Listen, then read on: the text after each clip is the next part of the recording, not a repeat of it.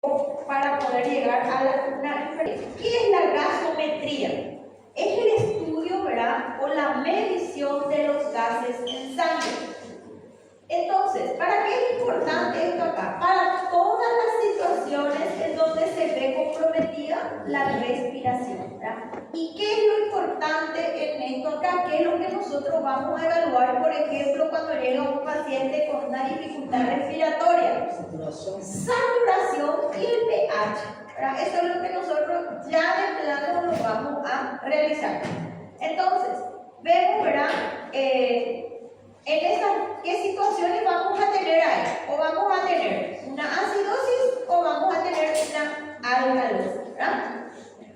Y después tenemos los valores o en qué consiste un resultado, ¿verdad?, de una gasometría. Entonces, lo primero que vemos es el pH, vemos, ¿verdad?, el porcentaje de saturación del CO2, vemos también el porcentaje de oxígeno, ¿verdad?, el bicarbonato, que el bicarbonato es ¿qué cosa? El buffer, ¿verdad?, que mantiene el equilibrio de nuestro pH.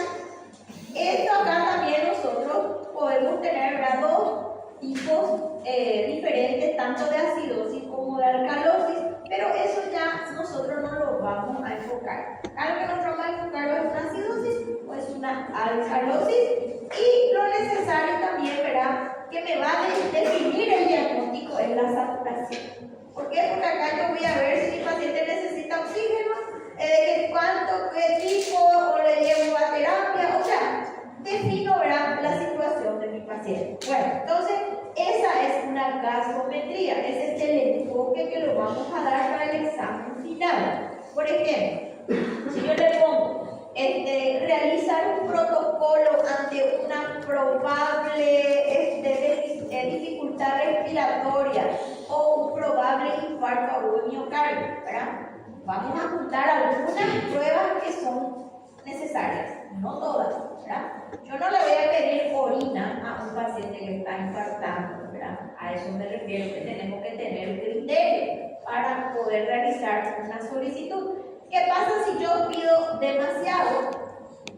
Voy a hacer gastar a mi paciente, voy a tardar mucho tiempo. ¿Y qué pasa si yo no pido lo necesario? Voy a tardar también en hacer mi diagnóstico. O sea, es bastante, ¿verdad?, la parte de interpretar y de realizar un protocolo no es fácil.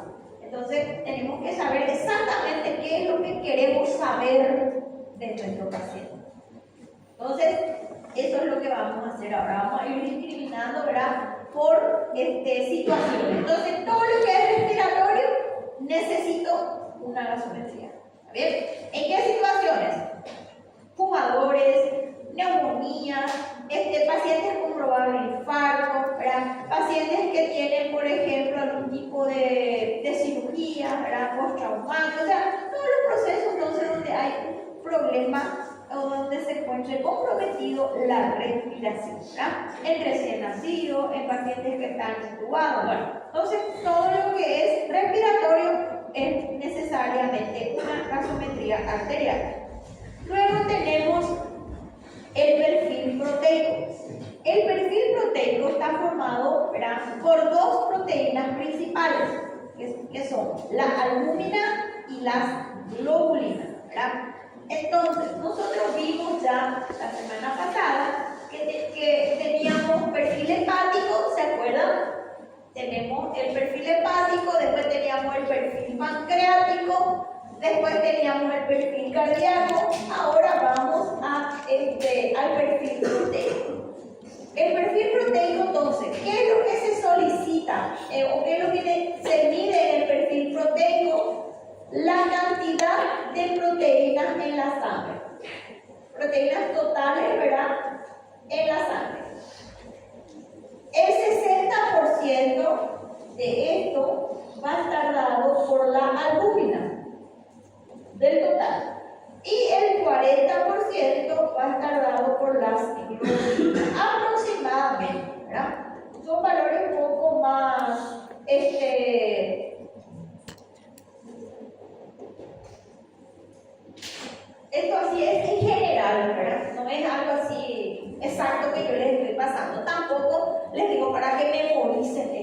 Porque hay otros valores sí que me gustaría que memorice, que lo vamos a dar después, ¿verdad? Por ejemplo, una hemoglobina, eso sí es importante. Valor de glóbulos rojos, valor de glóbulos blancos, ¿verdad? Valores de neutrófilos, eso sí tenemos que saber. Esto no hace tanta falta, ¿por qué? Porque ya son, ¿verdad? Exámenes que apuntamos en diferentes situaciones. Pero el resto sí, el resto ya es un protocolo que debemos de saber.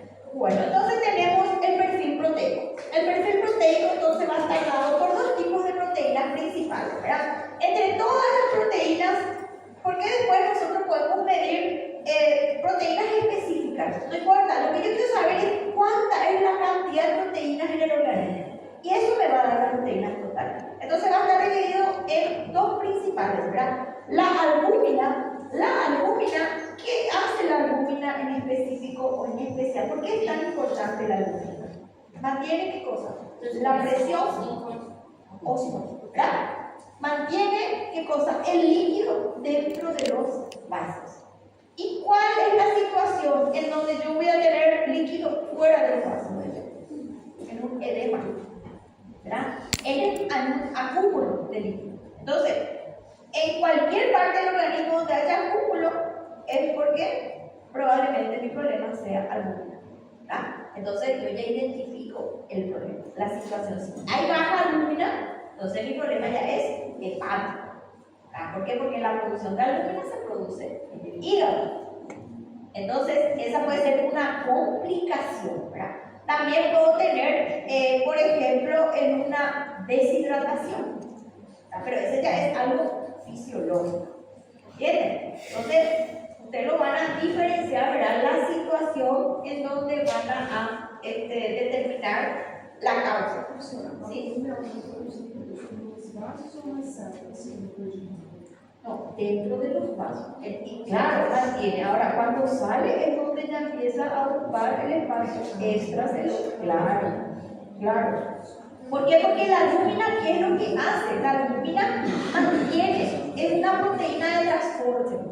La albúmina, por ejemplo, si nosotros tomamos un medicamento, ¿cómo les parece que el medicamento va a estar en la sangre? No va a estar suelto, va a estar unido a la albúmina.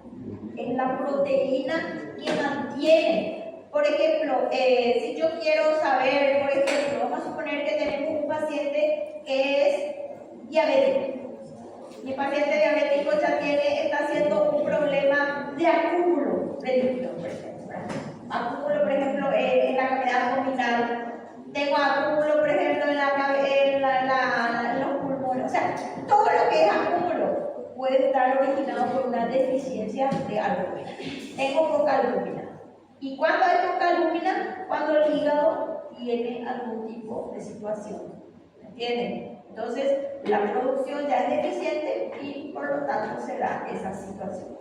Bueno, entonces medimos con las proteínas totales. Fíjense que la cantidad de proteínas aproximadamente es entre 6 a 8, del cual 3 a 5 es albúmina y de 2 a 4 es globulina. ¿Se acuerdan que nosotros tenemos valores mínimos y valores máximos, ¿verdad? Y valores intermedios. Por debajo de esto ya es, ¿verdad?, crítico. Y por encima ya me va a producir otro tipo de situación. Entonces, para eso son los valores, ¿verdad? Para ver cuál es el equilibrio entre los dos. Las patologías relacionadas. ¿En qué caso tenemos proteínas totales bajas? Insuficiencia cardíaca, cirrosis. La cirrosis, ¿verdad? Sea el tipo de cirrosis que sea, vamos a tenerlo bajo. Y enfermedades renales. Entonces, en esas situaciones lo vamos a tener elevado. Deshidratación. ¿Pero qué tipo de aumento es? Fisiológico. Fisiológico, ¿verdad? Por ejemplo, en una embarazada, ¿verdad? Fisiológico, temporal. Tenemos, cuando hay, dice, aumento en la producción de anticuerpos, cuando estamos en un proceso, ¿verdad?, de desarrollo de las inmunoglobulinas, enfermedades autoinmunes. Es muy raro que tengamos aumento de proteínas. Lo que es más frecuente es la disminución de proteínas. Cuando hay aumento de proteínas, generalmente es por falta de eliminación o porque no funciona. ¿Cómo? Se ingerir demais proteína também não vai. ¿Qué va a hacer? Generalmente el exceso de proteína va a estar dado o dónde vos lo vas a medir en tu función renal. ¿Se acuerdan? Exacto, vos vas a sentir, no es que te va a salir 12 porque esto es la proteína que se encuentra en sangre, es el resultado. ¿Se acuerdan que nosotros teníamos el balance del nitrógeno? Y mientras que tu glomérulo esté funcionando, va a compensar esa cantidad de proteína. Entonces, si el glomérulo tiene problema o el hígado tiene problema, ahí que vos vas a tener problema. Y generalmente cuando hay aumento es porque ya es un problema glomerular. ¿Entiendes? Entonces, es más, si vos consumís mucha proteína, lo que te vas a hacer es una insuficiencia renal. Y ahí vas a pillar el aumento de tu proteína. ¿Vale? La función renal es lo que va a aumentar. Ahora, si vos, por ejemplo, específicamente querés dosar la proteína que estás tomando, te va a salir algo. ¿Entendés? Pero ¿qué pasa? Eso el organismo lo equilibra mediante la función renal. Entonces va a tener urea creatinina. ¿Entendés? Ese va a ser tu equilibrio. ¿Entiendes? Professora, mas o excesso é mais normal por alguma disfunção do organismo do que o excesso de alimentação, Sí, né? sí. Pero es muy raro. Casi no se ve. Casi no se ve. Sí es muy, por ejemplo, cuando tenemos un aumento, lo primero que se hace es una proteinuria. Se mide en orina. Se mide como por ejemplo una embarazada que tiene edema, ¿verdad? En su sexto, séptimo, octavo mes en donde embaraza. ¿Verdad? Entonces, empieza a tener problemas de presión arterial. ¿Por qué? Porque el aumento de proteína, ¿qué es lo que hace? Aumenta la presión arterial. En una deshidratación, ¿qué es lo que hace que tenga un paro cardíaco en nuestro paciente? El aumento de proteína aumenta la frecuencia cardíaca y aumenta la presión arterial. Bueno, entonces, como les digo, si nosotros tenemos, por ejemplo, un consumo excesivo de proteínas, el riñón va a dar vueltas para equilibrar ese aumento. Ahora, si vos dosás, por ejemplo, la proteína solo en forma isolada, ahí te va a salir algo, ¿verdad? Pero el organismo eso lo equilibra con la función renal. Ahora, por eso que no es bueno consumir mucha proteína, porque a la larga causa una disfunción renal, porque el organismo tiene que balancear ese entorno.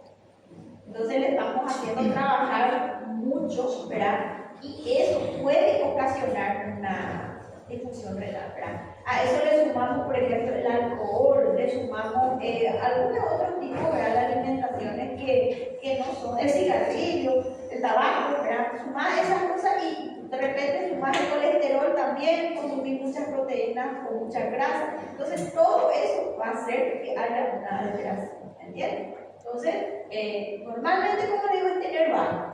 Muy raro es tenerlo bajo. ¿Está bien? Bueno, entonces, acá tenemos en la deshidratación, que saben que es fisiológico, ¿verdad? Aumento en la producción de los anticuerpos y enfermedades autoinmunes. La albúmina, entonces, es una proteína producida por el hígado, ayuda a mantener el líquido dentro del torrente sanguíneo, sin que se filtre a otros tejidos. Entonces, esa es la característica de la albúmina. Es una proteína que se sintetiza en el hígado y la función es de mantener, ¿verdad?, la presión, o sea, que no salga, ¿verdad?, líquido de los vasos. También transporta sustancias, como por ejemplo hormonas, vitaminas, enzimas, etc. En realidad, la bilirrubina, ¿cómo les parece a usted que la bilirrubina total va a circular por la sangre? Mediante la albúmina. Entonces, ¿se acuerdan cuando vimos nosotros que la bilirrubina es la cantidad de degradación de hemoglobina, que es de los glóbulos rojos, ¿verdad? Esa cantidad de degradación se produce en 24 horas. ¿Se acuerdan que era un valor de 1,1 aproximadamente? Tenemos nosotros la bilirrubina, ¿verdad?, que es nuestro producto tóxico que proviene de quién? De la degradación de la hemoglobina que se encuentra dentro de los glóbulos rojos. de estos se reciclan, ¿verdad? Para la formación de nuevos glóbulos rojos. Ahora, la bilirrubina tenemos la total, que es todo lo que producimos aproximadamente en 24 horas, producto del metabolismo hepático, ¿verdad? Bueno, se produce esto acá y esto es insoluble. Esto está unido a la albúmina, pero la albúmina lo que hace es transportar, ¿verdad? Se une para su transporte. Luego, esta bilirrubina, una parte, se transforma en bilirrubina directa. Esta bilirrubina directa surgió de la bilirrubina, de una parte de la total, que se va a unir al ácido glucurónico, ¿verdad? Que es un residuo que se forma de la utilización de la glucosa en el hígado. Este acá me va a formar el 0,30 del total, ¿verdad? Este sí ya es otra vez llevado al intestino y se va a convertir o se va a transformar en urobilinógeno y estercobilina para ser eliminado. Esta parte se elimina por la orina y esta parte se elimina por las heces. Eso es, entonces mi bilirrubina, esta acá es mi bilirrubina directa. La indirecta necesita ser transformada a la directa. Por eso que cuando hay una hemólisis, ¿verdad?, o un problema hepático, hay una gran cantidad de producción de bilirrubina, pero si el hígado no está funcionando o la capacidad del hígado es tan baja, entonces por eso es que tenemos la ictericia, ¿entienden? Y es algo que se pueda, ¿verdad?, visualizar en forma directa, no necesitamos ningún tipo de estudio, ¿verdad? Ahora, ¿para qué nosotros hacemos el dosaje? Para saber qué tanto es la proporción de la bilirrubina. La albúmina entonces actúa como proteína de transporte de la bilirrubina total, ¿verdad?, y de la bilirrubina indirecta, que es la que está circulando por ahí. Entonces, todo lo que debe ser transportado se une a la albúmina. Los medicamentos, o sea, en un momento dado se une a él para que pueda ser, ¿verdad?, metabolizado en el hígado. De ahí la importancia, ¿verdad?, de la albúmina. Entonces, al haber un problema hepático, prácticamente se ve comprometido, ¿verdad?, nuestra síntesis de albúmina. Patologías relacionadas, dice desnutrición, infecciones, enfermedades inflamatorias intestinales, enfermedades tiroideas, enfermedades del hígado, como cirrosis, por ejemplo. Entonces, todo lo que es hepático, siempre yo voy a tener ya una deficiencia de albúmina, ¿verdad? Las globulinas es la otra parte, ¿verdad? Entonces, 60% es albúmina y 40% es globulina. Nosotros sabemos que las globulinas son las proteínas que forman ¿qué cosa? ¿Verdad? Proteínas inmunitarias, ¿verdad?, del sistema inmunitario. También se producen en el hígado. Entonces, se dan cuenta, la cantidad de proteínas que de la sangre van a disminuir si hay una disfunción hepática, tanto la albúmina como las globulinas. Las globulinas hacen un papel importante en el funcionamiento del hígado. La coagulación de la sangre. ¿Se acuerdan que la coagulación de la sangre estaba dada por muchos factores o muchas proteínas que también se sintetizaban en el hígado? Por eso cuando hay un problema hepático, ya también tenemos un problema de la coagulación. Y el combate contra las infecciones, ¿verdad? Como que ya son ¿cuáles son los tipos de proteínas que se forman cuando hay procesos inflamatorios o procesos infecciosos? Las inmunoglobulinas, ¿verdad? Son esas ahí. Bueno, ahí tenemos, dice, hay 4 tipos principales de globulinas: alfa 1, alfa 2, beta y gamma. Ese ejemplo, ¿se acuerdan que lo vimos cuando vimos hemoglobina? Durante todo el proceso, ¿verdad?, donde eso fue cambiando desde el embrión hasta el recién nacido, luego después hasta la edad adulta. Entonces, son cadenas o son tipos de proteínas que se van cambiando, ¿verdad? Y estos alfa, beta y eso gamma indica las posiciones o el tipo de globulas que forman esa estructura proteica. Patologías relacionadas. Los niveles bajos de globulina pueden ser un signo de enfermedad del hígado o de los riñones. Los niveles altos podrían indicar infecciones. Cuando nosotros usamos nuestras inmunoglobulinas y están altas es porque están en pleno proceso de defensa, ¿verdad? Formando ¿qué cosas? Los anticuerpos. Entonces, en esos casos vamos a tener, por ejemplo, ¿verdad? Aumentado. Tenemos entonces enfermedades del sistema inmunitario, ciertos tipos de cáncer, ¿verdad? Mieloma múltiple, linfoma maligno, etc.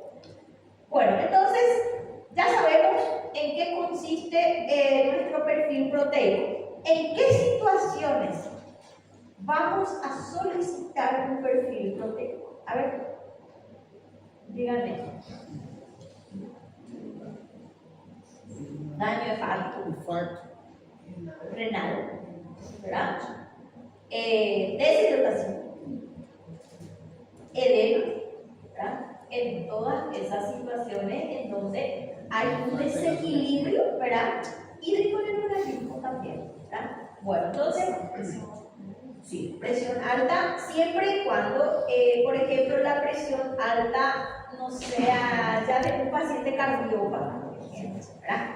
Vamos a suponer que tu paciente es una persona con sobrepeso, a lo mejor es una persona que está deshidratada, y quieres ver también su nivel de proteína. Entonces, ahí vas a ver, ¿verdad? De repente te sale algo, esta persona está muy deshidratada, ¿verdad? Y por eso le está aumentando la presión. Entonces, rápido se le pone. Sí, el problema Sí. pessoal. Sí, también en patologías, por ejemplo, pacientes que hacen quimioterapia, pacientes que son diabéticos, descompensados, en todas las situaciones donde ustedes puedan tener, ¿verdad?, algún tipo de desequilibrio o renal, o, ¿verdad?, hepático o presión arterial. Y en las embarazadas, ¿verdad? Las embarazadas. No, porque ahí no vas a pedir, por ejemplo, ya otra cosa. ¿Entendés? Exacto. Acá, nosotros, por ejemplo, si medimos este tipo de proteína, no es para saber el sistema inmunitario, porque ahí nosotros tenemos estudios específicos, ¿verdad? IgG, IgM para tal cosa, IgG, IgG. Entonces ahí, acá es más bien para saber albúmina, es lo que hacemos. ¿Cuánto es el nivel de proteína y cuánto es el de albúmina? Claro, las autoinmunes, las que son ya son todas específicas.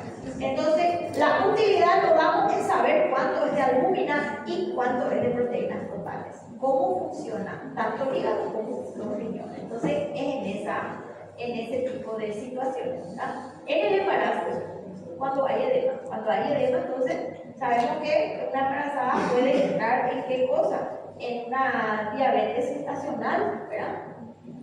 Se mide entonces la capacidad por el umbral renal. Entonces, cuando hay eso, aumenta la presión arterial y puede causar la muerte tanto del feto, ¿verdad?, o de la madre en situaciones así bastante ya delicadas. Bueno, entonces es eso con relación a nuestro perfil proteico. Ustedes vieron ya en micro la parte de urianálisis, ¿verdad? Más o menos ya lo van a saber.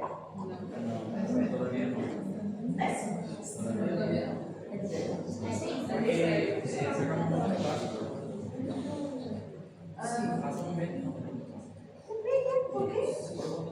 Entonces, ¿por qué le parece a usted que un examen de orina forma parte de un protocolo clínico? Vamos a empezar por ahí para entender. Porque todo lo que es producto del metabolismo, ¿verdad?, que va a terminar ¿en dónde? Va a terminar en la orina. Bueno, no tengo borrador. Sí, exacto. Todo va a terminar, ¿verdad?, el producto que tiene que ser eliminado. Vamos a esta cabeza. Entonces, vamos a tener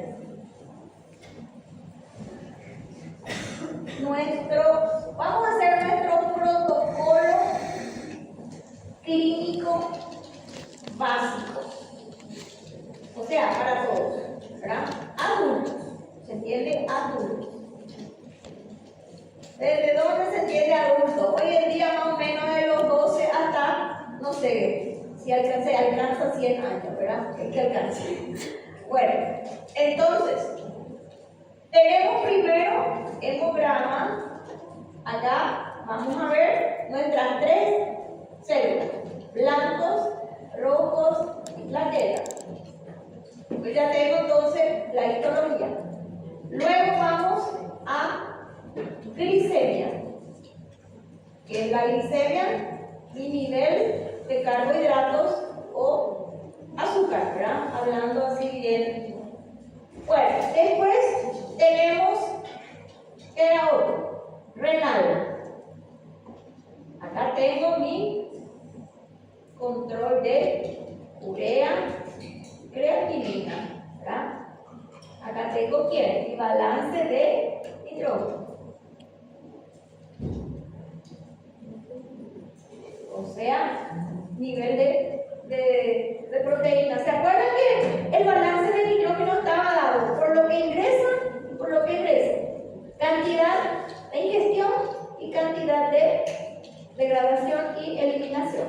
Ahí se daba cuando funciona bien nuestro riñón. ¿Se acuerdan? Hígado y riñón. Bueno, después tenemos el ácido úrico, que también es una sustancia, ¿verdad?, de desecho de un tipo de proteínas que eran ¿de dónde? De las bases nitrogenadas, ¿verdad?, que se usa durante la replicación celular.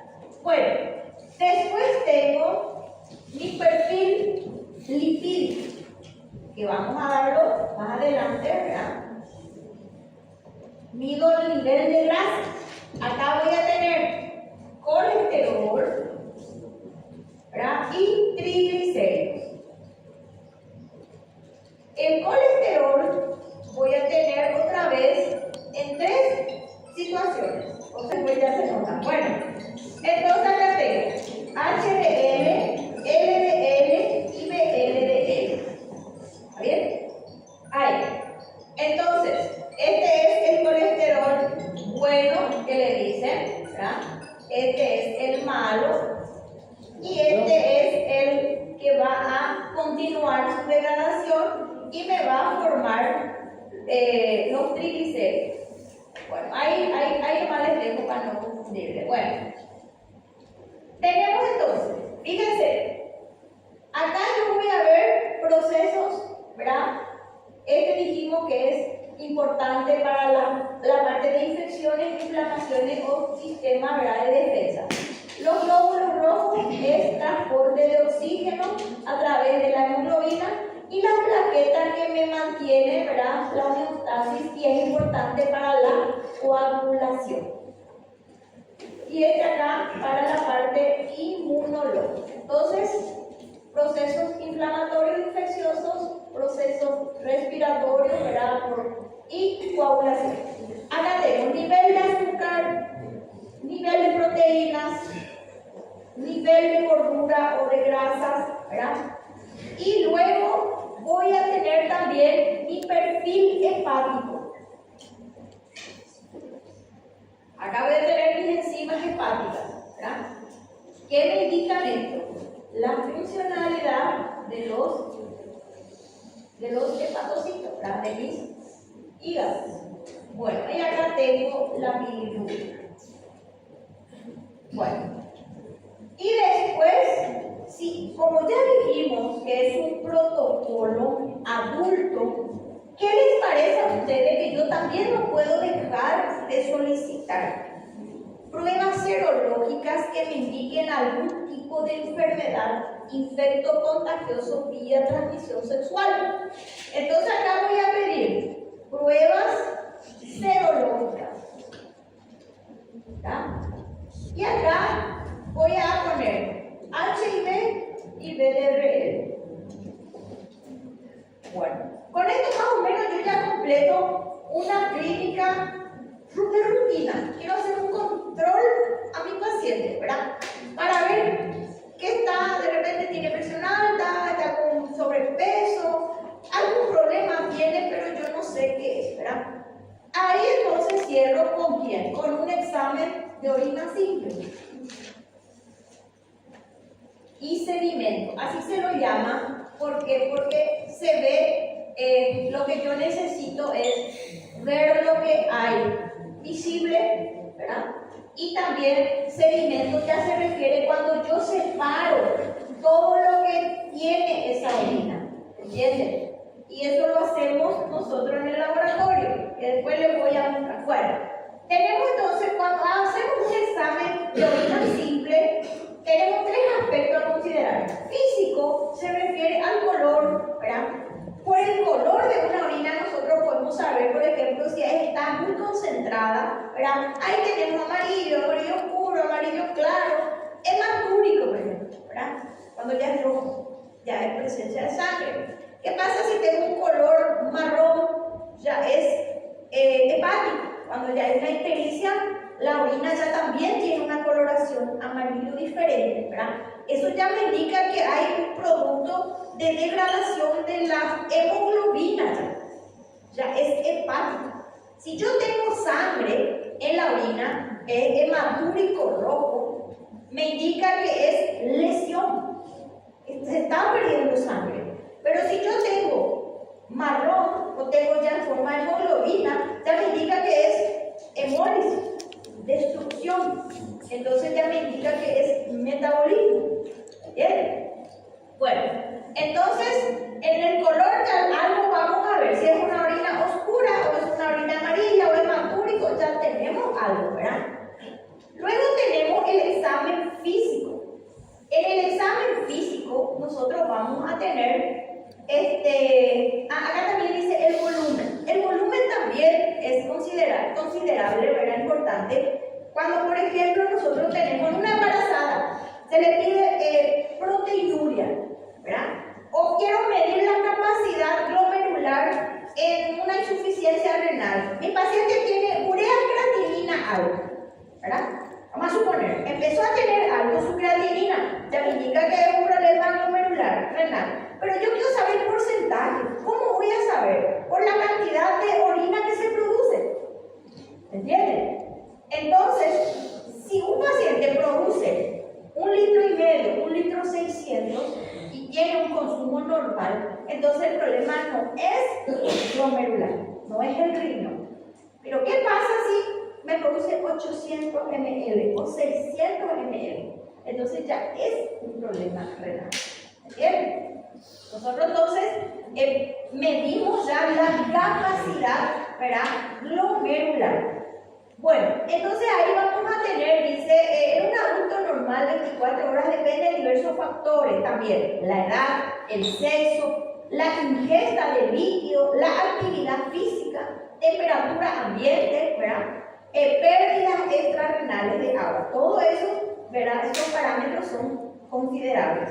Se acepta como normal entre 1,500 y 1,600 ml. La mujer elimina un volumen algo menor que los varones. El niño, en cambio, en relación con su peso, excreta una cantidad bastante más elevada, ¿verdad? Diferentes patologías conducen con poliuria, es mucha cantidad, ¿verdad?, de orina, aumento en la... ¿Quién tiene, por ejemplo, poliuria?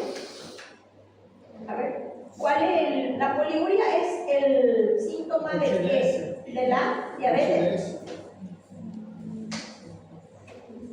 Mucha agua, pero es un síntoma para el diagnóstico de la diabetes, poliuria, ¿verdad? Orina mucho.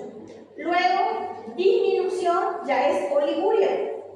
Estos son tres conceptos que ustedes tienen que saber. ¿Saben por qué? Porque esto viene cuando se les da un informe. Viene por un informe de resultado, ¿verdad? Ahí ya, porque no se puede escribir grande, entonces se pone, ¿verdad?, pequeños datos. ¿Qué disminución? Y puede ser por una infección urinaria, bacteriana, por ejemplo, ¿verdad? No está pudiendo orinar el paciente porque hay una infección. Anuria es cuando hay ausencia de producción, o sea, ya es cuando el riñón no funciona más y ya es, ¿verdad?, momento antes de morir, más o menos, ¿verdad? Ya es la ausencia total de producción de orina. Entonces esas son las tres situaciones. En la diabetes insípida e hipoficiaria existe una poliuria que puede llegar a 20 litros. Por eso que el diabético rápidamente entra en acidosis. ¿Entiendes? Cuando está muy... Por eso que va perdiendo también masa muscular, o sea, se implica todo. En la absorción de grandes derrames, ciertas enfermedades nerviosas, como también en la diabetes mellitus, se constata de poliuria. La disminución entonces es del volumen o poliuria acompaña, por ejemplo, diarreas graves, procesos febriles y otras afecciones. En una diarrea, como que el cuerpo está deshidratado, por supuesto que va a producir menos cantidad de orina, ¿se entiende? La anuria se observa ya en la uremia verdadera y en la insuficiencia renal durante el periodo terminal. Entonces, ahí ya es cuando el riñón prácticamente ya no funciona. Bueno, este entonces es un parámetro, ¿verdad? Del volumen. Ya sabemos que el volumen quiere decir mucho. Si yo tengo un paciente que está teniendo un problema renal y le mando a juntar su orina y me junta 2 litros y algo, entonces el problema no es tan grave, porque está funcionando el riñón, ¿verdad? Algún problema de repente tiene, pero no es tan grave, ¿verdad? Bueno, por el volumen. La densidad. ¿Qué es la densidad? La densidad es la cantidad de compuestos sólidos que se encuentra en una orina, ¿verdad? Depende, dice, de la cantidad de solutos disueltos. A mayor densidad, mayor cantidad de solutos. La densidad de la orina de una persona sana varía entre 1015 y 1020. Esa sería nuestra densidad normal. ¿Qué pasa si tiene 1025 o 1030? Probablemente tenga allá una leucocitosis, haya bacterias, haya todo lo que ya es anormal, ¿verdad? A mayor densidad, mi orina va a ser más concentrada. Eso es lo que indica él, ¿verdad? En condiciones patológicas, la glucosa y los prótidos urinarios son motivos de incremento importante en la densidad. En síntesis, puede decirse que la densidad urinaria informa sobre la capacidad de concentración o dilución renal. ¿Ah? Entonces, cuando la orina es muy concentrada, ¿verdad? Ya vemos que la densidad va a ser mayor y que el riñón no está consiguiendo, ¿verdad?, filtrar bien esa orina. Por ejemplo, una infección urinaria que hace que se retenga orina, entonces la concentración va a aumentar, ¿verdad? Tomar poca agua también, ¿verdad? También, por supuesto, al tomar poca agua ya también aumenta la viscosidad de la sangre, aumenta la urea. ¿Se acuerdan que la urea es lo que va a aumentar si hay poco consumo de agua?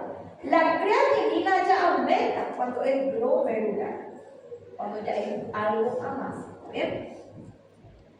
Entonces, el examen químico va a estar dado. Acá es cuando ustedes entran con esa tira, con la tira que meten en la orina cuando hacen urianálisis. Tenemos entonces el físico, que ya sabemos. El químico es lo que se puede medir con esas tiras inmunocromatográficas, ¿verdad? Que tiene varios parámetros. Tiene, por ejemplo, pH, densidad, después tiene glucosa, tiene proteínas, cuerpos cetónicos, después tiene, ¿qué más? A ver, sangre en forma de hemoglobina.